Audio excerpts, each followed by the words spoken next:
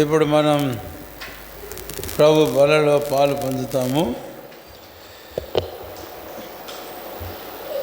దానికంటే ముందుగా తగ్గించు. ఆదికాండము 28వ అధ్యాయం తీసుకుని తగ్గించు.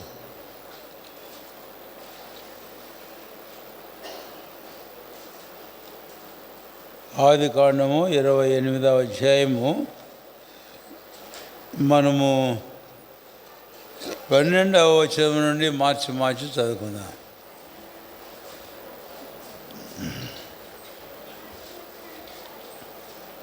ఇరవై 28వ అధ్యాయం 12వ వచనం నుండి. అప్పుడు అతడు ఒక కలకనెను, అందులో ఒక నిచ్చెన భూమి మీద నిలుపబడి ఉండెను. దాని కొన ఆకాశమునంటెను, దాని మీద దేవుని దూతలు ఎక్కుచూ దిగుచూ నుండిరి.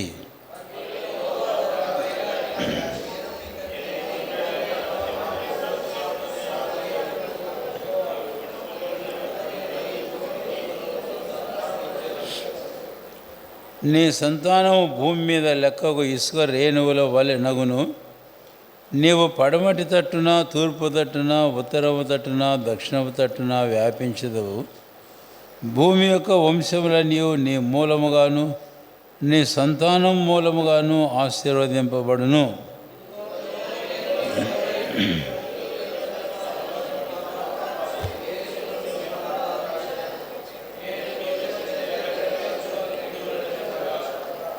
యాకోబు నిద్ర తెలిసి నిశ్చయముగా యెహోవా ఈ స్థలం అందున్నాడు, అది నాకు తెలియకపోయిననుకొని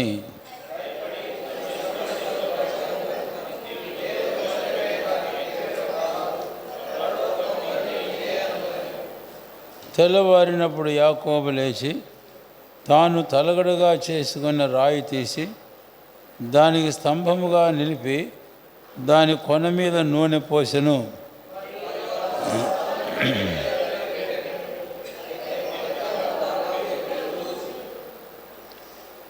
యాకోబు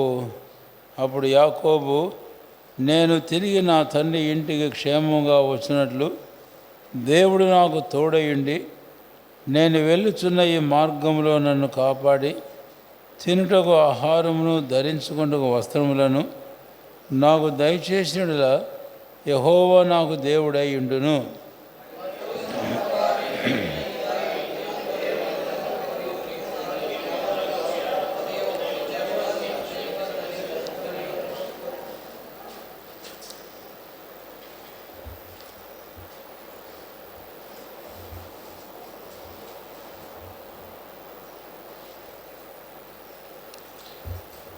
మీ మందిరం పేరు ఎక్కడొచ్చింది?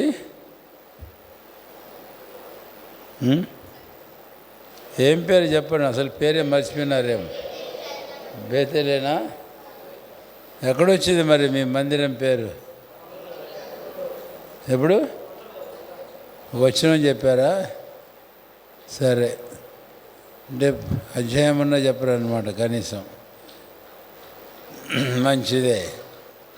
ఇప్పుడు బేతేలు,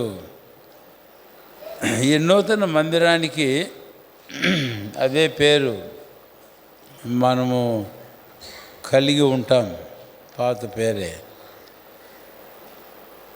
ఈ బేతేలును గురించిన చాలా విశేషమైన ఆత్మీయమైన పాఠాలు మనకున్నాయి. ఈ మధ్యాహ్నం కేవలం కొన్ని మాత్రం క్లుప్తంగా మనము చూచి ప్రభు బలలో మనము పాలు పొందబోతాం. మనం చదివిన ఈ సందర్భం ఏంటి అనేది మీకు కొంచెం చెబితే, ఇస్సాకు తన భార్య అయిన రెబ్కా ఇద్దరు ఇంట్లో వచ్చిన పరిస్థితిని బట్టి అన్నదమ్ముల మధ్య,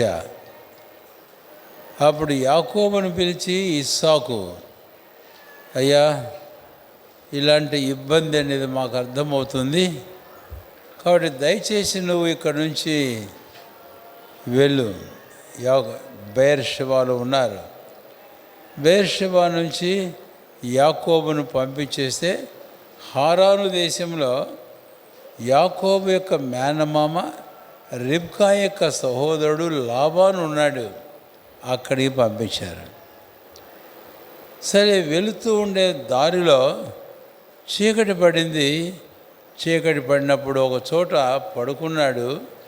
ఆ చోటును ఒక రాయి తీసుకొని తలగడగా పెట్టుకొని అక్కడ పడుకొని నిద్రపోయాడు అలసట చేత. మామూలుగా మంచి దిండు పెట్టుకున్నా నిద్ర పట్టదు కొన్నిసార్లు. అయితే ఈయన రాయి పెట్టుకుంటేనే ఏం పట్టిందంటే ఆయనకు నిద్ర పట్టింది. అంటే బాగా అలసిపోయినట్టున్నాడు. అవును. సరే, అలాంటి పరిస్థితిలో యాకోబును గురించి ఇంకా కొన్ని సంగతులు కూడా మనం చెప్పవచ్చు, ఇప్పుడు చెప్పడం లేదు. అయితే అలా నిద్రపోయినప్పుడు యాకోబుకు ఒక కల వచ్చింది.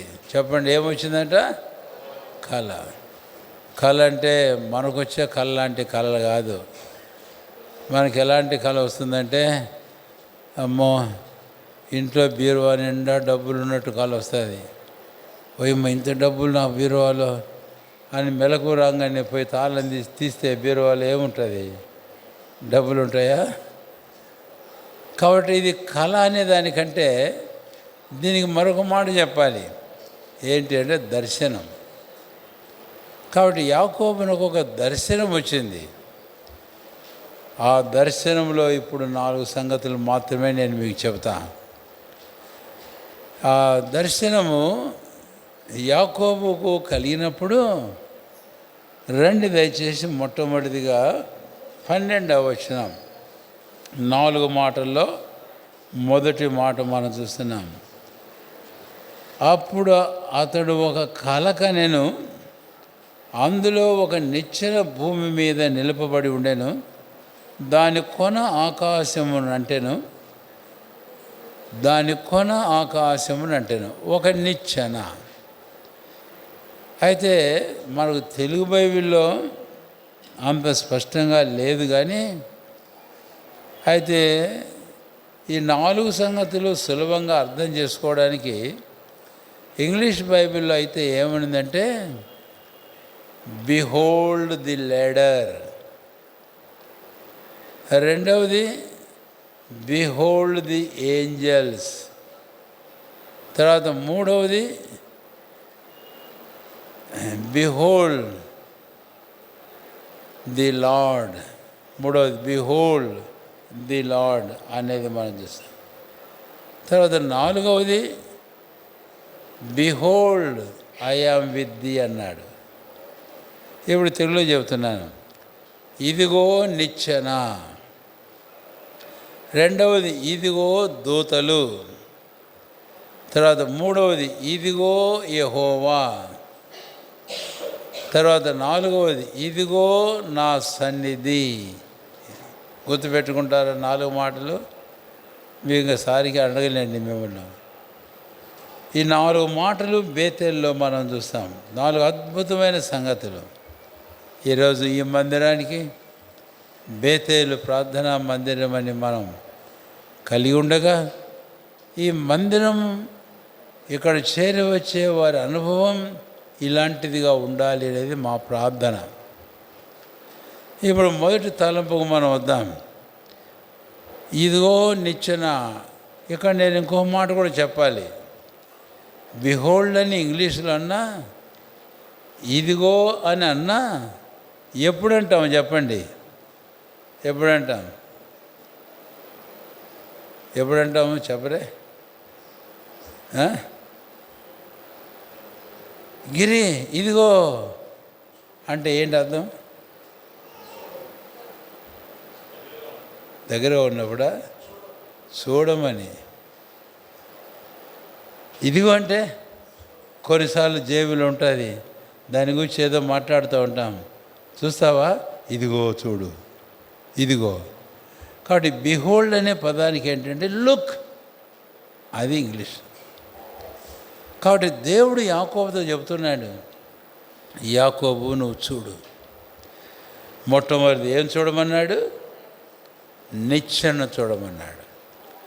ఈ నిచ్చెన ఒక విశేషమైన సంగతి. ఇలాంటి నిచ్చెన మనం ఎక్కడ చూసి ఉండం. ఈ మందిరం కట్టారు మీరు, ఇక్కడ నిచ్చెన వాడింటారు. అయితే ఆ నిచ్చెన కిందేస్తే ఆ మొదటి అంతస్తు వరకే, ఇంకా పెద్దది తెస్తే ఇంకా ఈడ దాకా వచ్చి ఉంటుందేమో. ఈ నిచ్చెన అలాంటిది కాదు. ఈ నిచ్చెన పొడుగు ఎంతో మనకు తెలియదు. భూమి మీద దాని కొన మోసిందంట, ఆకాశంనేమో దొంగ కొన అంటుంది. ఒక కొనేమో ఆకాశం, మరొక కొనేమో భూమి మీద ఉందండి. ఎంత పొడుగు నిచ్చెన! ఎంత పొడుగు అంటే భూమికి ఆకాశం ఎంత ఎత్తో అని వాక్యంలో అన్నాడు, కానీ ఎంత ఎత్తో వాళ్ళకే తెలియదు, రాసి పెట్టారు, మనకు అసలే తెలియదు. ఇక కాబట్టి నిచ్చెన అంత ఎత్తైనది అనేది మనం చూస్తాం. తర్వాత ఈ నిచ్చెన ఏం చేస్తుంది అని అంటే, దీనికి రెండు సంగతులు చెప్పాలా.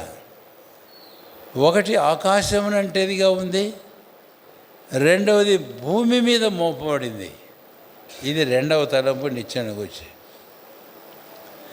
ఆ తర్వాత మూడవ తలంపు నిచ్చెన గురించి మరొకటి ఏంటి అని అంటే, ఇది క్రిందికి పైకి ఎక్కునట్లు దిగునట్లు చేస్తుంది. క్రిందికి పైకి ఎక్కునట్లు దిగునట్లు చేస్తుంది. ఇప్పుడు మూడు సంగతులు చెప్పండి. ఒక సంగతి చెప్పండి ముందు. నిచ్చెన పొడుగు ఎంతో ఎవరికి తెలియదు, ఎంతో ఎత్తుగా ఉంది. రెండవది, ఈ నిచ్చెన ఒక కొన ఆకాశం అంటింది, రెండవ కొన భూమి మీద మోపు. తర్వాత మూడవది, ఈ నిచ్చెన ఎక్కడానికి దిగడానికి ఉపయోగపడదు. ఎక్కుతున్నారు దిగుతున్నారు. ఇప్పుడు ఏమిటి నిచ్చెన? యోహాను సువార్త 1వ అధ్యాయం. యోహాను సువార్త 1వ అధ్యాయం 51వ వచనం. మరియు ఆయన, మీరు ఈ ఆకాశం తెరవబట్టి దేవుని దూతలు మనుష్య కుమారునికి పైగా ఎక్కుటయును దిగుటయును చూతులని మీతో నిశ్చయముగా చెప్పుచున్నాను. ఇప్పుడు చెప్పండి, ఆ నిచ్చెన ఏంటో? ఆ నిచ్చెన ఏంటంట? దేవుని కుమారుడు. ఇక్కడ యేసు ఏం వాడాడు? దేవుని కుమారుడు అంతేనా? మనుష్య కుమారునికి పైగా. కనుక యోహాను సువార్త 1వ అధ్యాయము ఇక్కడ మనుష్య కుమారుడు అనే మాట గమనించారు. సరే, ఇప్పుడు ఒక మాటలో చెబితే ఆయన మన ప్రభు అయిన యేసు క్రీస్తు వారు అని. ఇప్పుడు నేను ఇందాక చెప్పిన 3 మాటలు ప్రభు అయిన యేసు క్రీస్తు వారికి మనం అన్వయిస్తాం. ఇప్పుడు ఒకటి, ఆ నిచ్చెన ఎంత ఎత్తుందో, ఎత్తైనది ఎవరికి తెలియదు. యేసు ప్రభు వారు ఎలాంటి వాడండి? ఎలాంటివాడు? భూమిని ఆకాశమును సృష్టించాడు. సృష్టించినప్పుడు తర్వాత ఇంకా చాలా సందర్భాల్లో మనం చూస్తాము, అయ్యా ఆకాశముని సింహాసనము, భూమిని పాద పీఠం. అంటే ఈయన ఎంత ఉన్నతమైన వాడు, ఎంత హెచ్చైన వాడు. బైబిల్లో క్రొత్త నిబంధన అన్నాడు, హెచ్చైన వాడును అయినా. ఈరోజు మన ప్రభు అయిన యేసుక్రీస్తు వారి గొప్పతనం మనకు చూపిస్తుంది, ఆయన హెచ్చైన స్థితిని మనకు చూపిస్తుంది అని. ఆయన అందరికంటే హెచ్చైన వాడు. భూమికి ఆకాశం ఎంత ఎత్తుగా ఉందో మన ప్రభు అయిన యేసుక్రీస్తు వారు అంత హెచ్చైన ఉన్నతమైన వాడు అన్న సంగతి మొదటిగా గుర్తుంచుకుంది. రెండవది, మరొక మాట చెప్పుకున్నాము నిచ్చెన గురించి. ఒక కొన ఆకాశాన్ని అంటుతుంటే మరొక కొన భూమి మీద ఏమైంది? మోపబడింది. మరొక కొన భూమి మీద ఏమైందని రాయబడింది అక్కడ చెప్పండి? భూమి మీద నిలపబడి ఉండేను. ఇప్పుడు ఈ 2 కొనలు ఏం చూపిస్తున్నాయో తెలుసా మీకు? ఆ నిచ్చెన యొక్క కొన ఆకాశం అంటడం అనేది మన ప్రభు అయిన యేసుక్రీస్తు వారి యొక్క దైవత్వాన్ని చూపిస్తుంది. ఏం చూపిస్తుంది? దైవత్వం. ఇందాకని చెప్పుకున్నాం, నీ సింహాసనం ఆకాశమందు నీ సింహాసనం. అవును, మన ప్రభు అయిన యేసుక్రీస్తు వారు దేవుడే. ఈ యోహాను సువార్త 1వ అధ్యాయంలోనే యేసుని గురించి పలు పర్యాయములు ఆ మాట రాశాడు. ఏమని? దేవుని కుమారుడు అని, తండ్రి రొమ్మునున్న అద్వితీయ కుమారుడు. అంతకంటే మరొక మాట చెబుతాను, జాగ్రత్త వినండి. 1వ అధ్యాయము యోహాను సువార్త 1వ వచనంలో, ఆది యందు వాక్యముండెను, వాక్యము దేవుని యొద్ద ఉండెను, వాక్యం ఏమైంది? దేవుడై ఉన్నాడు. కాబట్టి ఆ దేవుడు మహాకాశం కంటే మించినవాడు. అయితే అక్కడున్న ఆ నిచ్చెనకు ఒక కొన ఆకాశం అంటుతుంటే అది మన ప్రభు అయిన యేసుక్రీస్తు వారిగా దేవత్వాన్ని చూపిస్తుంది. ఆయన దేవుడు. అవును, నిజమే. ఈరోజు మనం నమ్ముకున్న వాడెవరు? మనల్ని రక్షించిన వాడెవరు? మనం ఆరాధించుతున్న వాడెవరు? ఆయన సాక్షాత్తు దేవుడు అని. అయితే యోహాను సువార్త 1వ అధ్యాయం 1వ వచనం మనం చదివిన తర్వాత 14వ వచనానికి వస్తే అక్కడ మరొక మాటను మనం చూస్తాం. ఏం చూస్తామండి? ఆ వాక్యము, దానికి వాక్యము దేవుడై ఉండని అన్నాడు కదా.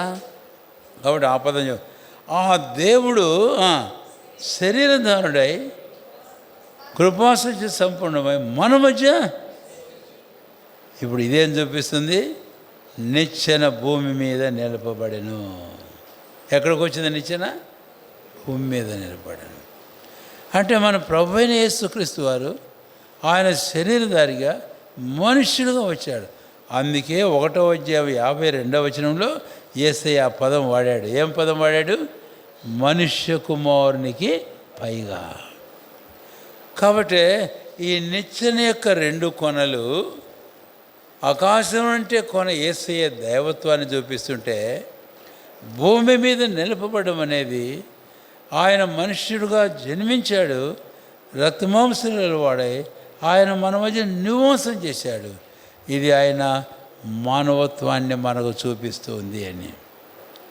అయితే ఇది మన ప్రభు అయిన యేసుక్రీస్తు వారిలో నిత్యం 2వదిగా మనకు చూపిస్తున్నటువంటి విషయము. అయితే ఇప్పుడు మూడవది ఇంకోటి చెప్పుకున్నాం. నిత్యం గురించి ఏం చెప్పుకున్నాం చెప్పండి దయచేసి.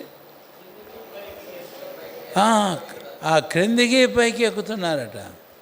క్రిందికి పైకి ఎక్కుతున్నారు అనేది ఒకటి. ఆకాశంనేమో కొనడుతుంది, కిందేమో భూమి మీద. అంటే ఇది ఆకాశానికి భూమికి ఏమైంది? మధ్యవర్తి. ఇప్పుడు మనం నిచ్చెన వేస్తే పైన ఉన్న రూఫ్కు క్రింద ఉన్న భూమికి ఏంటిది? మిడిల్, మధ్యవర్తి. అంటే ఇంకోమాట చెబుతున్నా, ఆకాశమును భూమిని కలిపినటువంటి సాధనం. ఆకాశమును భూమిని ఏం చేసిన సాధనం? ఈ నిచ్చెన కలిపిన సాధనం. అందుకని ఈ పదం వాడుకుందాం. ఏ పదం? తిమోతికి రాసిన మొదటి పత్రిక 2వ అధ్యాయం 5వ వచనం. దేవుడు ఒక్కడే, దేవునికి మనుషులకు మధ్యవర్తి ఒక్కడే, ఆయనే క్రీస్తు యేసును నరుడు. దేవుని స్తోత్రం. కాబట్టి ఈ నిచ్చెన మన ప్రభు అయిన యేసుక్రీస్తు వారి మధ్యవర్తిత్వాన్ని మనకు జ్ఞాపకం చేస్తుంది అని. అందుకనే ప్రభు అయిన యేసుక్రీస్తు వారు ఒక మాట చెప్పాడు. ఏమి చెప్పాడు? యోహాను సువార్త 14వ అధ్యాయం 6వ వచనంలో, నేనే మార్గమును, నేనే సత్యమును, నేనే జీవమును, నా ద్వారా తప్ప ఎవడును తండ్రి యొద్దకు రాడు, పరలోకమున తండ్రి యొద్దకు రాడు. కాబట్టి ప్రభు అయిన యేసుక్రీస్తు వారు మోక్షానికి ఆయనే మార్గం.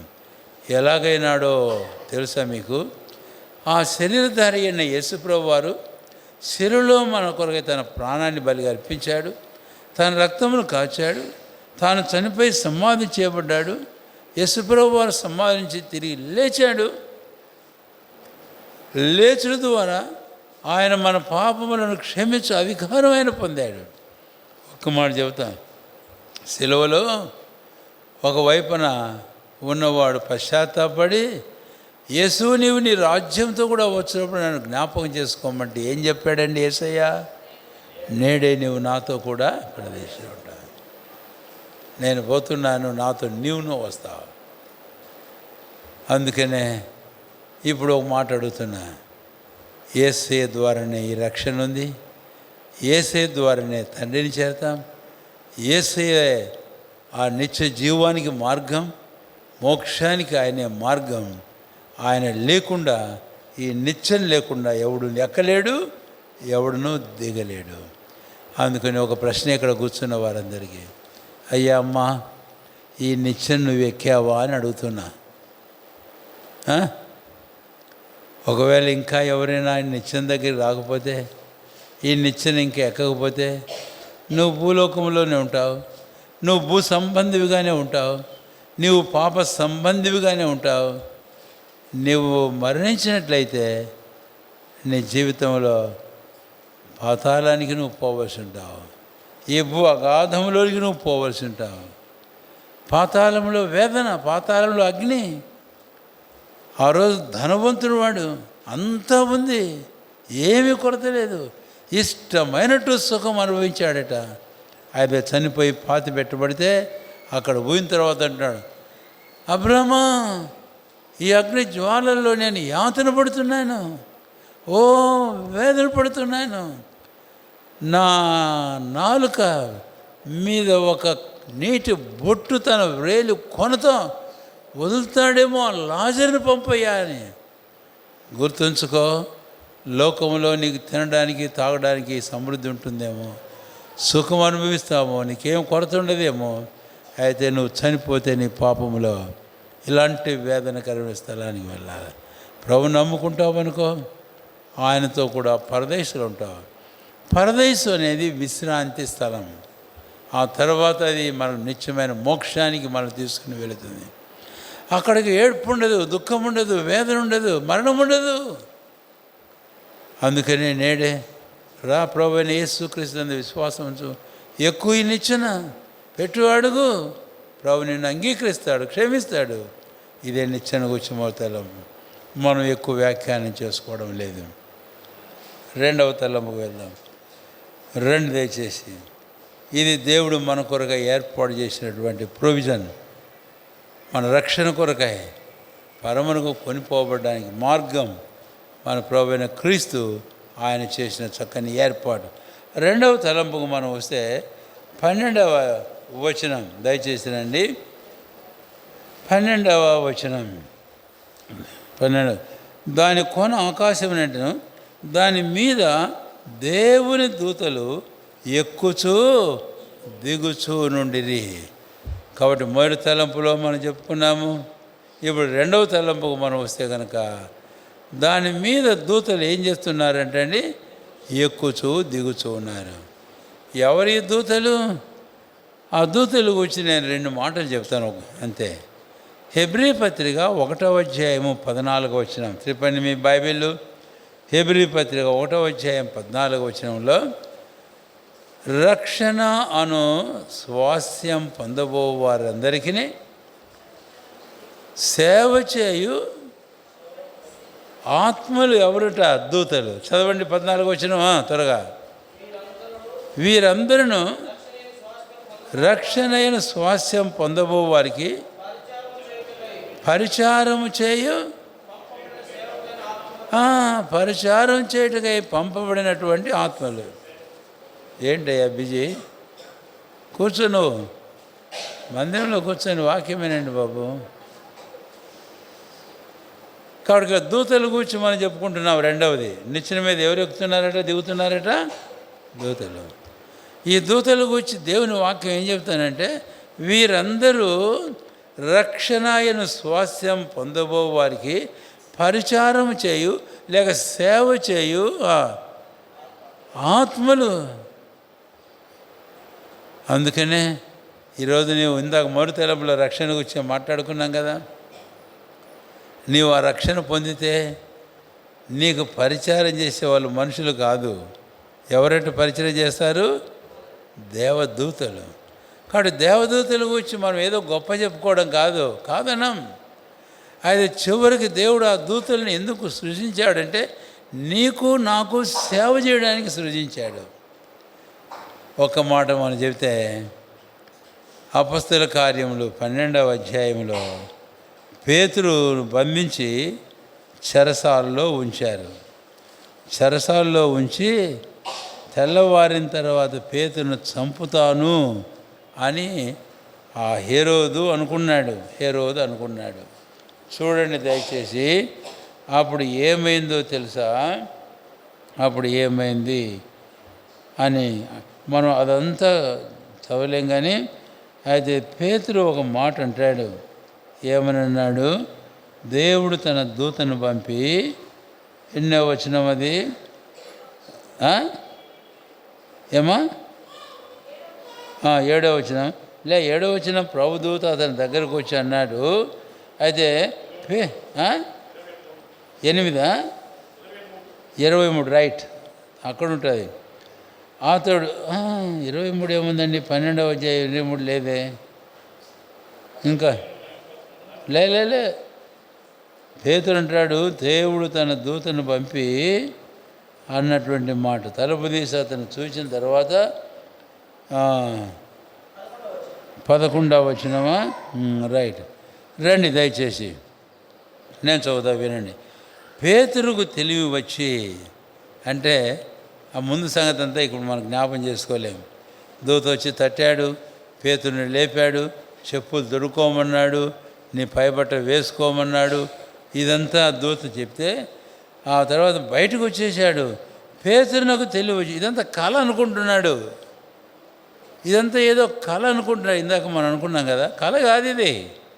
తెలివి వచ్చి ప్రభు తన దూతను పంపి హేరోదు చేతిలో నుండి యూదులను ప్రజలను నాకు ఉద్దేశించిన వాటన్నిటి నుండి నన్ను తప్పించి ఉన్నాడని ఇప్పుడు నాకు నిజముగా. ఏం మాటలండి! ఈరోజు దూతలు అదే. కొన్నిసార్లు మనకు అర్థం కాదు, మనకు తెలియదు. రక్షణ పొందిన దేవుని బిడ్డలు మన జీవితాల్లో మనకు సంభవించే కీడులు, అపాయాలు, మన విషయమై మనుషులు తలంచే తలంపులు, మనుషులు ఒడ్డే ఉరులు మనకు తెలియదు కొన్నిసార్లు. అయితే దేవుడు తెలుసు. అందుకని దేవుడు తన దూతలను ఏర్పాటు చేశాడు. కాబట్టి పేతురును సంఖ్యలతో బంధించారు, సైనికులను కాపలాగా వస్తున్నారు. అయినా సరే దూత వచ్చినప్పుడు సంఖ్యలు ఊడిపోయినాయి. కాపల వారు నిద్రపోయినారు, మత్తు కలిగింది వాళ్ళకు. పేతురును లేపాడు. ఏది చెప్పులు కానీ ఇతరమైన కానీ ఏవి పోగొట్టుకోవడానికి ఇష్టంలే. దూత చెప్పాడు, చెప్పులు తడుకో, నీ కండబ వేసుకో, రా బయటికి అని తీసుకొని వచ్చి పొంగనే తలుపులు తెరవబడ్డాయి, గేట్లు. పేతురు వెళ్ళిపోయాడు బయటికి. ఆ తర్వాత తెలివి వచ్చినప్పుడు అంటాడు, దేవుడు తన దూతను పంపి హేరోదు నాకు తలపెట్టిన కీడు. ఏం తలపెట్టాడు? తెల్లవారు, ఇది పండగ దినం కాబట్టి రాత్రి ఉన్నవాడిని తెల్లవారిన తర్వాత నేను చంపేస్తా. యూదులు అలాగా కీడు చేయాలనుకున్నారు, కానీ దేవుడు తన దూతను పంపి రక్షించాడు. పౌలు అపొస్తలుడు కొత్త నిబంధనలు అంటాడు ఒక మాట, ఏమని? దేవుడు తన దూతను పెట్టి నా ప్రక్కన నిలిచి ఆయన నన్ను బలపరిచాడని. ఇది రెండవది. రక్షణ పొందిన దేవుని బిడ్డలారా, ఈరోజు మన జీవితాల్లో ప్రభు అయిన క్రీస్తు ఆయన దూతలను మనకు కాపరులుగా, దూతలను మనకు సేవకులుగా, దూతలు మనకు పరిచారకులేమి. ఆశ్చర్యం! మనుషులు తప్పిపోతారు కానీ దూతలు ఎన్నడూ. మనుషులు రక్షింప తలంచిన మనల్ని వారెంత మాత్రం రక్షింపజాలరు. కానీ దూతలు బలాఢ్యులు, రక్షిస్తారు, కాపాడుతారు, భద్రపరుస్తారు. వాళ్ళు మనకు సేవ చేస్తారు. ఎంత అద్భుతమైన విషయం! ఈ రక్షణ నువ్వు పొందితే నీకు దూతలు సేవకులు, పరిచారకులు అనే మాట. కాబట్టి ఆ దూతలు ఎక్కువ దిగుతున్నారు. అయితే 2 మాటలు చెప్తానన్నాను కదా దూతలకు వచ్చి. రెండవ మాట ఏం చెప్పాలని కోరుతున్నానంటే 103వ కీర్తన గ్రంథం 103వ అధ్యాయం. సూటిగా అక్కడికి వెళదాం. 103వ కీర్తనల గ్రంథం దయచేసి రండి. 20 నుంచి నేను చదువుతాను. యెహోవా దూతలారా, ఆయన ఆజ్ఞకు లోబడి ఆయన వాక్యం నెరవేర్చులారా ఆయన సన్నతించండి. యెహోవా సైన్యములారా, ఆయన చిత్తం నెరవేర్చు ఆయన పరిచారకులారా మీరందరూ ఆయనను. ఇక్కడ దూతలట ఆయన ఆజ్ఞకు లోబడి ఆయన వాక్యం నెరవేరుస్తారు, ఆయన చిత్తం నెరవేర్చి ఆయన పరిచారకులు. కాబట్టి రెండవదిగా ఈ దూతలు మనకి ఏమి జ్ఞాపం చేస్తున్నారు అని అంటే, యెహోవా పైన ఉంటే ఆయన దగ్గరికి వెళ్ళి ఆయన ఆజ్ఞను పొంది దిగివచ్చి భూమి మీద ఆయన వాక్యమును ఆయన చిత్తమును నెరవేర్చేవారు. రక్షణ పొందిన దేవుని ప్రజలు మన జీవితాల్లో ఇది మనం గుర్తుంచుకుందాం. మనల్ని గూర్చి యేసయ్య 1:52 చెప్పాడు, మనుష్య కుమారునికి పైగా మీరు ఎక్కుతారు దిగుతారని. అంటే అర్థం ఏంటి?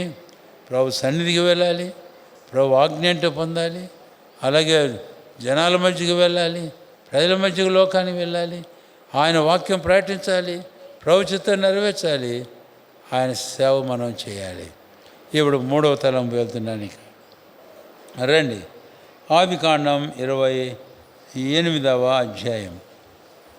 ఆదికాండం 28వ అధ్యాయం 13వ వచనం చదవండి ఎవరన్నా ఒకరు. మరియు యెహోవా దానికి పైగా నిలిచి. చాలంతే. ఇక్కడ 3వ తలంపులో నేను ఇందాక ఇంగ్లీష్లో చెప్పాను కదా, బిహోల్డ్ ది లార్డ్ అన్నాడు. ఇదిగో ప్రభువు యెహోవా, ఇదిగో. మరియు యెహోవా దానికి పైగా నిల్చున్నాడు. యాకోబు పైకి చూస్తూ ఉంటే, ఈ నిత్యం నుంచి ఆకాశ ఆ పైకి చూస్తుంటే అక్కడ ఎవరున్నారట? చెప్పరే ఎవరున్నారంటే, బైబిల్ ఉండే చెప్పండి చాలు. యెహోవా ప్రభు ఉన్నాడు. లార్డ్ అని వాడతాడు. ప్రభు అయిన దేవుడు అక్కడ ఉన్నాడు. ఇక్కడ మనం గమనిస్తే కనుక ఆయన అక్కడ ఉండడం మనం చూస్తాం. ఇప్పుడు మనం చెప్పాలి, యాకోబు అనుకొని ఉంటాడు పాపం, వాడు నా అన్న నన్ను చంపాలనుకున్నాడు, మా అమ్మ నాయన ఏదో మా అమ్మ ఉపాయం చేసింది, మా నాన్న నన్ను పిలిచి ఆ ప్రకారం వెళ్ళిపోనన్నా, వాడు నిన్ను చంపేలాగున్నాడు, వెళ్ళిపో అని అంటే అప్పుడు పారిపోయి నేను పోతున్నాను. ఇక నాకు అమ్మ ఎక్కడా, నాకు నాయన ఎక్కడా, అన్న ఎక్కడ, ఇక నా ఇంటి వారు ఎక్కడా, నా బంధువులు ఎక్కడా? ఇలాంటి పరిస్థితుల్లో ఆ రాత్రి పడుకొని ఏమి ఆలోచన చేసుకుంటున్నాడో చివరికి అనుకొని ఉంటాడు, నేను ఒంటరి వాడినైనానే. అవునా, ఒంటరి వాడే కాదా? ఒక్కడు తన జీవితం లేక. నిజంగా ఒకవేళ అన్నేమో ఇంట్లో కోపగించి చంపాలని కోరుతుంటే, అమ్మేమో ఇద్దరూ కలబడి కొట్లాడి చస్తే నా బ్రతికేం కావాలా అని అమ్మ బాధపడుతుంటే, ఆఖరికి ఇదంతా ఎరిగిన నాయన రారా నువ్వు వెళ్ళిపో ఇక్కడి నుంచి అని ఒక బిడ్డను ఇంటి నుంచి పంపించేసేస్తే ఎన్ని సంవత్సరాలు ఎక్కడికి పోతావు వాళ్ళు? దాదాపు 20 సంవత్సరాలు వెళ్ళిపోయాడు యాకోబు. పోతూ ఉంటే నీ ఆలోచనలు ఎలాగుంటాయి ఒకసారి చూడు, నీ తలంపులు ఎట్లుంటాయి ఒకసారి చూడు, నీ ఒంటరిగా ఫీల్ కావడం అనేది ఎంత బాధకరంగా ఉంటుందో చూడు. ఇక చివరికంటే నాకు ఇక దిక్కెవరు? చాలాసార్లు రక్షించబడిన దేవుని ప్రేరమైన జీవితాల్లో అందరూ విడిచిపెడతారు, దగ్గర వారు విడిచిపెడతారు, స్నేహితులు విడిచిపెడతారు. అది ఎరిగే ప్రభు ఒక మాట అన్నాడు, అందరూ విడిచిన నేను నిన్ను విడువను, నేను నిన్నెన్నడను ఎడబాయను. అయితే మనం చూడాలి, యాకోబు ఇలాంటి తలంపులు తన హృదయంలో తిరుగులాడుతుంటే, యాకోబు ఇదిగో ప్రభువు చూడు. కాబట్టి 3వదిగా మన జీవితంలో, మన క్రైస్తవ యాత్రలో, మన వెళ్ళవలసిన పరిస్థితుల్లో, ఇబ్బందుల్లో, ఏకాంత స్థితిలో, ఒంటరి వారమై, నిరాశ నిస్పృహలో, కష్టము మరణ భయముల్లో నీవు నేను ఒంటరిగా లేము. ఒంటరిగా ఉన్నామా? లేము. ఇదిగో ప్రభు ఉన్నాడు. కాబట్టి ఇదిగో ఆయన మనకున్నాడు. అందుకనే దేవుని వాక్యం బహు స్పష్టంగా చెబుతుంది. రండి మనము చూద్దాం. యోహాను రాసిన మొదటి పత్రిక 2వ అధ్యాయం. ఎవరన్నా ఒక చదవండి. యోహాను రాసిన మొదటి పత్రిక 2వ అధ్యాయం 1వ వచనం. త్వరగా.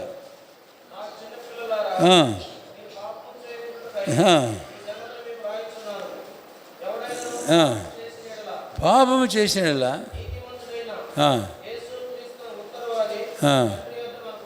తర్వాత హెబ్రీ పత్రిక రండి ముందు 4వ అధ్యాయం. హెబ్రీ పత్రిక 4వ అధ్యాయం చదవండి. ఎవరైనా ఒకరు 14వ వచనం.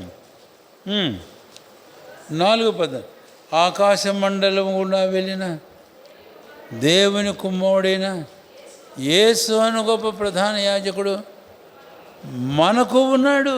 చెప్పండి, ఎవరికి ఉన్నాడుట? చెప్పండి, అందరు నాతో పాటు చెప్పండి. యేసు మనకు ఉన్నాడు. గట్టిగా చెప్పాలి, కళ్ళు మూసుకొని కాదు, కళ్ళు తెరిచి చెప్పండి. మళ్ళీ యేసు మనకు ఉన్నాడు. ఆయనే మన ప్రభువైన యేసుక్రీస్తు వారు. యోహాను సువార్త 14లో యేసయ్య అన్నాడు, నేను వెళ్ళిపోతున్నా అన్నాడా లేదా? 3వ వచనంలో నేను వెళుతున్నా అని అంటే వీళ్ళకి భయం వేసి, ఎక్కడికి వెళుతున్నా? మమ్మల్ని విడిచిపెట్టి. అప్పుడు వారు హృదయములు ఏమైనాయి? కలవరంతో భయంతో ఉన్నారు. అందుకే 1వ వచనం అంటాడు 14:1 మీ హృదయములను కలవరపడనీయకుడి, మీ హృదయములను వెరవనీయకండి, భయపడకండి. ఇంకేముంది ప్రభువా, నువ్వు వెళ్ళిపోతుంటే మాకు భయం లేక? యూదులేమో సామాన్యుల, నిన్నే వాళ్ళు కొట్టిని తిట్టిని, ఇక మమ్మల్ని ఏం చేస్తారో? నువ్వేమో వెళ్ళిపోతా అంటే మేమేం కావాలి? అందుకనే పౌలు అపోస్తలుడు అన్నాడు, యేసయ్య వెళ్ళాడు కానీ లోకాన్ని విడిచి, అయితే మనకు ఉన్నాడు. యేసయ్య లోకాన్ని విడిచి పరలోకపు తండ్రి దగ్గర వెళ్ళాడు, కానీ ఆయన మనకు ఉన్నాడు. అది గుర్తుంచుకో. అందుకనే ఇలాంటి పరిస్థితులు ఎన్నైనా ఆ ప్రభువైన యేసుక్రీస్తు మనకు ఉన్నాడు. కాబట్టి ఏమైతే మనం ఒప్పుకున్నామో దాన్ని గట్టిగా పట్టుకుందాం. మరొక వచనం చదవండి. హెబ్రీ 7:25. హెబ్రీ 7:25. ఈయన, బాగా వినండి మాట, లేకపోతే నేనే చెప్తా. ఈయన తన ద్వారా దేవుని యొద్దకు వచ్చువారందరి పక్షమున విజ్ఞాపన చేయుటకు నిరంతరము జీవించుచున్నాడు గనుక వారిని తుదమట్టుకు రక్షించుటకు ఉన్నాడయ్యా యేసయ్య నీకు. నువ్వెందుకు భయపడిపోతున్నావు? లేడని మనకున్నాడా ప్రభు? నిశ్చయంగా ఉన్నాడు. ఆయన చనిపోయి సమాచేవుడు సజీవుడై పరలోకంలో ఉన్నాడు. మనకు కష్టాల్లో, ఇబ్బందుల్లో, శ్రమల్లో, బాధల్లో ఆయన మన శ్రమలన్నింటిలో పాలువాడై మనకు సహాయం చేయడానికి సరిపోయిన గొప్ప ప్రధాన యాజకుడు మనకు ఉన్నాడు. ధైర్యంగా ఉండు. ఎవరన్నా విడిచిపెట్టని, నీవు నమ్మిన ప్రభు నిన్ను ఎంత మాత్రం విడిచిపెట్టాడు. అందుకే యాకోబుతో అంటున్నాడు, అమ్మ విడిచిపెట్టిందా? నాన్న విడిచిపెట్టాడా? అన్న నీ మీద ఇంత కోపగించుకున్నాడా? నీ పరిస్థితులాగా ఉన్నాయా? తాను పుట్టింది ఈ దేశంలో, ఎక్కడో మేనమామ ఇంటికి పోతుంటే వాడు ఎలా అంటాడో తెలుసు. వాడు ఎలా అంటాడు? ఇక ఆ సంగతులని ఇప్పుడు నేను చెప్పడంలే. అయినా సరే యాకోబు, నేను నీకున్నాను, అందరూ నిన్ను విడిచినా నేను విడువను. అది ఒక తలంపు. అయితే యోహాను వ్రాసిన పత్రికలో 2వ అధ్యాయంలో 1వ వచనంలో మరొక మాట చదివాము. ఇందాక చదివాము లేదో కానీ చదవండి. యోహాను రాసిన మొదటి పత్రిక 2వ అధ్యాయం 1వ వచనం. నా చిన్నపిల్లారా, మీరు పాపము చేయకుండాకై ఈ సంగతులు వ్రాయిచున్నాను. ఎవడైనను పాపము చేసిడలా నీతిమంతుడైన యేసుక్రీస్తుని ఉత్తరవాది తండ్రి యొద్ద మనకున్నాడు. మరొక మాట గుర్తుపెట్టుకొని, వాస్తవంగా రక్షణ పొందిన దేవుని బిడ్డలం మనం పాపం చేయకూడదు, పాపంతో మనకు జోలి ఉండకూడదు. పోతూ ఉంటాం, నడుస్తూ ఉంటాం, నేను జారనులే అనుకుంటాం, జారకుండా ఉండాలనే పోతుంటాం. హఠాత్తుగా ఎక్కడ ఏమైపోతామో జారుతాం. నా బట్టలు శుభ్రంగా ఉన్నాయి, నాకు ఏమన్ను పడకూడదు, మరకలు పడకూడదు అనుకుంటాను ఉంటాం, కానీ పడ్డాయి. దారిన పోతూ ఉంటాం, ఎవడో బండి మీద పోయి ఒక గుంటలో పడింది, ఒక చక్రం ఎగిరి నీళ్లు పడ్డాయి. క్రైస్తవ జీవితంలో ఇలాంటి పరిస్థితులు కొన్నిసార్లు వస్తాయి. తెలియక మనం తప్పిదాలు కొన్ని, కాలు జారడం, కొన్నిసార్లు నోరు జారడం, కొన్నిసార్లు శరీరము దాని ఆవేశము, మన జీవితాల్లో కొన్ని అపవిత్రమైన వాటికి మనల్ని ఎరగా చేస్తుంది, గురిగా చేస్తుంది. అలాంటప్పుడు ధైర్యం తెచ్చుకో, నువ్వు నిరాశపడకు. అయ్యో నేనేంటి రక్షణ పొందితేనే ఈ అపవిత్రత మాలిన్యం నాలో నాకు అర్థమవుతుంది. యెషయా ప్రవక్త ఒక మాట అన్నాడు, యెషయా గ్రంథం 6వ అధ్యాయంలో ఏమని, ఆలయంలో దేవుని మహిమను చూచినప్పుడు అయ్యో నేనెంత దౌర్భాగ్యుడును, అపవిత్రుడును, అపవిత్రమైన పెదవులు గల వారి మధ్య ఉన్నాను, నేను నశించాను. కాదు, దేవుడు ఒక్కసారి రక్షించిన తర్వాత మనం నశించాము. అయితే ఇలాంటి పరిస్థితులు మరి వచ్చినాయి నాకు. అది యెషయాకు వచ్చింది. అపవిత్రమైన 10 మంది మధ్య అపవిత్రమైన పెదవులు గల వారి మధ్య నిలబడి ఒక అర్ధగంట సేపు వాళ్ళతో ముచ్చటిస్తుంటే మనం కూడా ఏం మాట్లాడతాము, వాళ్ళు మాట్లాడే మాటలే మాట్లాడాలి. అందుకనే 1వ కీర్తనలో ఏమన్నాడు తెలుసా, దుష్టులు ఆలోచించేప్పుడు నడవక, పాపుల మార్గం నిలవక, అపహాసులు కూర్చున్న చోటను కూర్చుండక. అయితే కొన్నిసార్లు తప్పవు. వాడు దుష్టుడు మనకు ఏదో పనికి అవసరం, వాడు అపహాసుడే అయినా వాంతో ఏదో ఒక పని చేయించుకోవడం అవసరం. అలాంటప్పుడు మనకు తెలియకుండానే కొన్నిసార్లు అపవిత్రత మళ్ళీ అంటుతుంది. అప్పుడు యెషయాకు వల్ల మనం పశ్చాత్తాపడి అయ్యా నేను నశించాను. అప్పుడు బలిపీఠం మీద నుంచి నిప్పు తీసుకొని యెషయా పెదవులకు తగిలించి నీ పాపము నీ దోషం ఏమైంది, పరిహారమైంది. అందుకు మనకున్నాడు పరలోకంలో ఒక ఉత్తరవాది, తండ్రి యొద్ద మన కొరకై అడ్వకేట్ అంటాడు.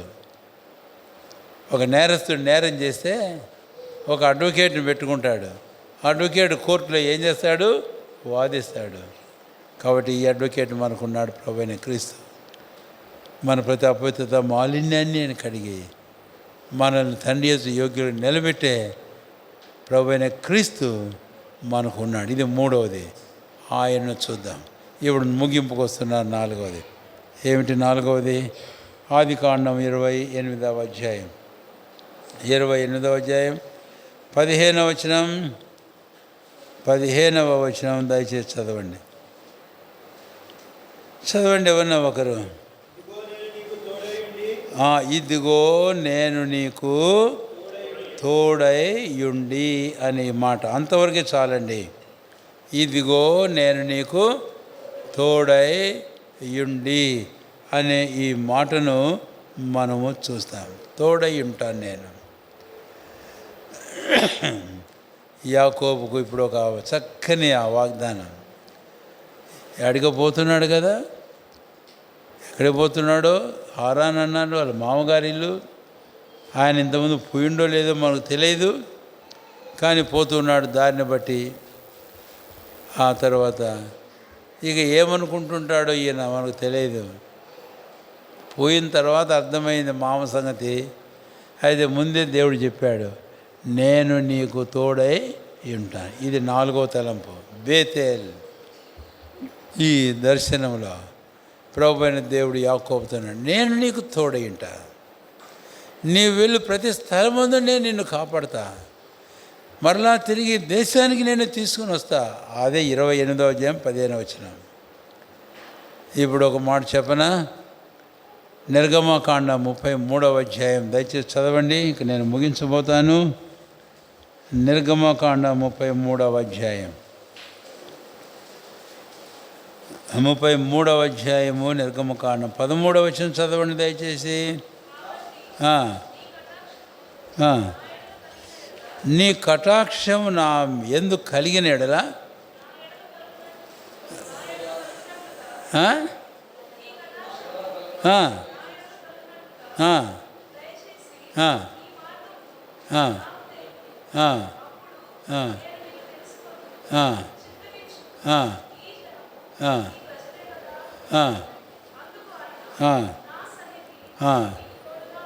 చాలంతే. కింద వచ్చి కూడా పోతాం ఇప్పుడు. మోషే తాను వెళ్ళే మార్గంలో, తాను వెళ్ళే పరిస్థితులు, తన అనుభవాల గురించి తనకు అర్థమైనాయి. ఇశ్రాయేల్ని తోడుకొని పోమని చెప్పాడు కదా కనానుకు. అయితే తోడుకొని వచ్చాడు బయటికి. అరణ్యంలో తోడుకొని పోతుంటే వీళ్ళు ఏం చేశారో, ఎలాంటి వారో మోషేకు అర్థమైంది. చెప్పండి, మోషేకు అర్థమైంది. అబ్బా, ఈ తిరుగుబాటు జనం వీళ్ళు. అందుకే దేవునితో ఏమంటాడంటే, ఈ జనులు ఎలాంటి వారో చదువమ్మా, చదివితే కదా నువ్వు.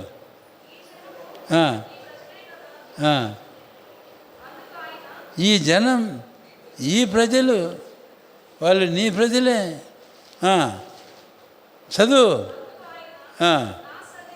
అందుకు ఆయన నా సన్నిధి నీకు తోడు. చాలా సందర్భాల్లో మోషే అన్నాడు, నేను నా వల్ల కాదు, నేను వీళ్ళని తోడుకొని పోను, వీళ్ళు తిరుగుబాటు చేసేవారు, కాబట్టి నీవు ఈ పని ఎవరికన్నా చెప్పు, లేదు నాకే చెప్తా అంటే దానికంటే నన్ను చంపేసేది నాకు మేలన్నాడు మోషే. సంఖ్యాకాండం 11వ అధ్యాయంలో ఇప్పుడు మీరు తీయద్దు ఇక. అప్పుడు ప్రభు అన్నాడు, నా సన్నిధి నీకు తోడుగా వస్తా. అప్పుడు మోషే ఏమన్నాడు చదువు తర్వాత, అది ప్రాముఖ్యమైన మాట. మోషే, నీ సన్నిధే కన్నా రానికపోతే ఇక్కడి నుంచి అసలు మమ్మల్ని తోడుకొని పోవద్దు. చాలంతే. ఇక్కడ తేటగా అర్థమైంది. నీ సన్నిధే కన్నా, నువ్వే కన్నా మాతో రాకపోతే అసలు మమ్మల్ని ఇక్కడి నుంచి తోడుకొని పోవద్దు. వద్దునైనా ఈ అరణ్యం, ఈ పరిస్థితులు, ఈ శత్రువులు, ఈ ఇశ్రాయేలీలు వీరు సామాన్యులు కాదు. వారు మోషే ఆత్మని వెరిపించారట. కాబట్టి తోడుకొని పోకున్నాను. ఇక్కడ ఈరోజు దేవుని సన్నిధి మనతో ఉండడం ఎంత ప్రాముఖ్యమైంది అనడానికి ఈ సంగతి చెబుతున్నాను నేను మీకు. అందుకే మనం ఆశపడాలా. ప్రభువా, తర్వాత నా సన్నిధి నీకు తోడుగా వచ్చును, నీ సన్నిధి నాకు తోడుగా ఉంచు. యాకోబు అడగకపోయినా, యాకోబు పరిస్థితిని ఎరిగి, యాకోబు ఇదిగో నేను నీతో వస్తా, నా సన్నిధి నీకు తోడుగా వస్తుంది పో అన్నాడు. అందుకని చివరికి వెళ్ళిపోయాడు ఆ దేశానికి. 20 సంవత్సరాలు కొలువు చేశాడు. ఒక మాట అన్నాడు, తర్వాత మీరు చూడండి, నన్ను నువ్వు ఇంతగా, మామతో అంటున్నాడు, మేనమామతో, మామ నన్ను నువ్వు ఇంతగా మోసం చేశావు. ముందేమో రాహేలు నాకు పెళ్ళికి ఇస్తానన్నావు, భారీగా ఉండా, ఇవ్వకుండా లేయాను పుసికల దాన్ని నాకు ఇచ్చి పెళ్లి చేశావు, నన్ను మోసం చేశావు. సరే 7 ఏళ్ళు కొలువు చేశాను కదా, కాబట్టి రాహేలు నాకే అంటే కుదరదు. రాహేలు కోసం కూడా మళ్ళీ 7 ఏళ్ళు కొలువు చేయమన్నావు. ప్రేమించాడు కాబట్టి మళ్ళీ 7 ఏళ్ళు రాహేలు కోసం ఏం చేశాడు? ఎన్ని సంవత్సరాలు జీతగాడు? మేనమామ దగ్గర జీతగాడు 14 సంవత్సరాలు. అయ్యా వెళ్ళిపోతాడు, ఎందుకు వచ్చింది నాకంటే, ఏమి నాలుడా నీకేం తక్కువైందో చెప్పు అంటే, నా కుటుంబం కోసం కూడా నేను సంపాదించుకోవాలి, పెళ్లి చేసుకుంటే నేను సరిపోలే, పుడతారు పిల్లలు 1, 2, 3, ఈయనకు పుట్టారు 12 మంది ప్లస్ 1. కాబట్టి నా కుటుంబం కూడా నేను ఎప్పుడు సంపాదించుకోవాలి, వెళ్ళిపోతానంటే నీకు కావాల్సింది అదే కదా, నీకు జీతం ఇస్తా, నువ్వేం కోరుకుంటావు కోరుకో. ఈయనేం తక్కువడు కాదులే యాకోబు, ఆయన కోరుకున్నాడు. అయిన తర్వాత ఈయనది అధికమవుతుంది ఆస్తి అంతా.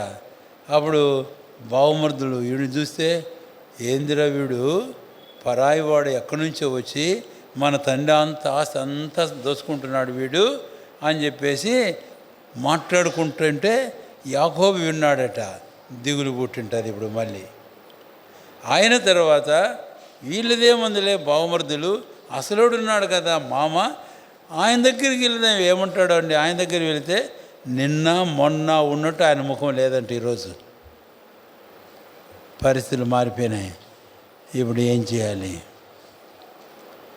అప్పుడు దేవుడు యాకోబుతో అన్నాడు, నేనున్నాను కదా నీకు, నువ్వు వెళ్ళిపోయి ఇక్కడి నుంచి అన్నాడు. ఆ సందర్భంలో లాబానుతో ఒక మాట అంటాడు, మామ నువ్వు నన్ను ఇంతగా మోసపుచ్చావు, 10 మార్లు నా జీతం మార్చావు, అయినా నా తండ్రి అయినటువంటి అబ్రహాము ఇస్సాకు దేవుడు నాకు తోడుగా ఉండకపోయింటే నువ్వు నన్ను ఎంత ఇది చేసి ఉండేవాడు. అది ఆయన తోడుగా ఉండడం అనేది. 4 మాటలతో నేను ముగించేస్తున్నాను. ఇలాంటి దేవుడు మనకు తోడుగా ఉన్న దేవుడు. యేసయ్య అన్నాడు, నన్ను పంపినవాడు నాకు తోడై ఉన్నాడు. యోహాను సువార్త 8:29. కాబట్టి బేతేలు ఈ 4 అంతల అనుభవాన్ని మనం చూపిస్తూ ఉంది. ఒకటి ఏంటి బేతేలు? చూడు నిచ్చెన. రెండవది ఏంటి బేతేలు? చూడు దేవుని దూతలను చూడు. నువ్వు ఇలాగ పోతున్నావు, భయపడకు, నా దూతలు నేను నీకు ఆజ్ఞాపించా, వారు నీకు కావలి కాస్తారు అన్నాడు. మూడవది ఏంటి బేతేలు? యెహోవా నేనున్నాను నీకు. ఈ బేతేలు అదే మనతో మాట్లాడుతుంది. 4వది బేతేలు ఏంటి? నేను నీకు తోడైనా, నా సన్నిధి నీకు తోడుగా వస్తాను. అమ్మ విడిచిపెట్టింది, నాన్న పంపించాడు, తోబుట్టు నీ మీద పగబట్టాడు, అయినా నేను నీకు తోడుగా ఉన్నా. తర్వాత ఏశావు కంటే యాకోబుని ఎలాగ దేవుడు ఆశీర్వదించాడు. అట్టి అనుభవం ప్రభు మనకును అనుగ్రహించునుగాక. ప్రార్థన చేసుకుందాం. ఈ సమయంలో దైవసేవకుడు ఆశీర్వాదం బల్ల దగ్గర ప్రార్థన చేసి బల్ల పిలుస్తాడు. నువ్వు కూడా వెళ్ళు, బల్ల దగ్గర వెళ్ళు. అందరూ మోకాల మీద ఉందాం. ఈ బేతేలు అనుభవాలు మన అనుభవాలు అవునుగాక. ఈ బేతేలను మందిర పేరు ఉచ్చరించేటప్పుడల్లా ఈ తలంపులు మన హృదయంలో ఉండునుగాక. ప్రార్థన చేస్తారు, నేను ప్రార్థన చేస్తాను, తర్వాత వారు రొట్టె విరిచి పంచిపెడతారు. ప్రేమగల తండ్రి, మీ వాక్యాన్ని బట్టి స్తోత్రాలు చెల్లిస్తున్నాం. బేతేలు నూతన ప్రార్థనా మందిరం ప్రతిష్ట సహాయపడ్డారు. మా గమనం తెచ్చిన 4 తలంపులకే స్తోత్రాలు. ఇంకా ఎవరు రక్షణ నిచ్చెన ప్రభువైన క్రీస్తు ఆయనలోనికి రాలేదో మాట్లాడండి. ఎవరు రక్షించబడి ఆయా పరిస్థితులు బట్టి అధైర్యపడి భయభీతులతో ఉన్నారో, ఇదిగో నా దూతలు రక్షణని స్వాస్యం పొందేవారి సేవ చేసే ఆత్మలు ఎంత ధన్యులం. మూడవదిగా మీరు చెప్పారు, ఇదిగో ప్రభు యాకోబు అందరూ నేను విడిచిన, నీకు లేకపోయినా నేను నీకున్నాను అని మీరు చెప్పారు. ఈరోజు మాతోనూ అదే అంటున్నారు. నీవు నాకుండగా లోకములికి నాది కేకలు అక్కర్లే. 73వ కీర్తనలో భక్తుడు ఆసాపు అదే అన్నాడు, ఆకాశమందు నీవు నాకుండగా లోకంలో నాకు ఏది అక్కర్లేదు. 4వదిగా నీవు తోడుగా ఉంటానని చెప్పావు. నీవే మాత్రం విడిచిపెట్టేవాడు కావు. నేను నిన్ను విడువను ఎడబాయను. ఇదిగో సదాకాలం యుగ సమాప్తి వరకు నీతో కూడా ఉంటానన్నావు. అందుకే మిమ్మల్ని స్తుతించి గనపరుస్తున్నాం. ఈ బేతేల్లో ఈ అనుభవాలు మా జీవిత అనుభవంగా కలిగి మీ మయం కొరగే ముందుకు సహాయించాం. ఎన్నోసార్లు నిరాశపడ్డాం, కునిగిపోయినాం, అధైర్యపడ్డాం, దేవునికి దూరమైనాం, దేవుని ఇంటికి దూరం అయిపోయినాం, ఆత్మీయంగా ఎంతో నష్టపడ్డాం. ఇలాంటి ప్రభు మనకు ఉన్నాడు అని తెలియక, తెలిసినా ప్రభును ఆశ్రయించక, ప్రభు మీద ఆనుకోక, ఆయన మీద ఆధారపడక మా జీవితాల్లో కూడా చాలాసార్లు ఆత్మీయంగా నష్టపడ్డాం. ప్రభువా దయతో క్షమించు, సరిచేయం, యోగ్యంగా మీ బల్లో పాలు పొందగా సిద్ధపరచు. యేసు నామమున ప్రార్థించి వేడుకొనుచున్నాము తండ్రి, ఆమేన్. ప్రార్థించి పాలు రొట్టె విరిచి పంచిపెట్టండి.